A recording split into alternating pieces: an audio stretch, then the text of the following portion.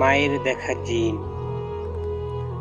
গভীর রাত, চারদিকে নীরব নিস্তব্ধ।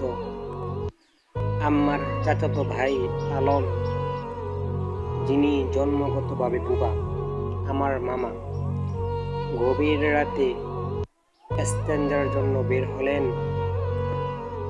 উঠানে গিয়ে আকাশের দিকে দৃষ্টি পড়ল। তখন দেখলেন জুব্বা পরিহিত একজন হুজুর হাতে হারিকেন নিয়ে পশ্চিম দিকে হেঁটে যাচ্ছে। আকাশে হেঁটে যেতে দেখে তিনি চিৎকার করে বাড়ির সবাইকে ঘুম থেকে জাগালেন।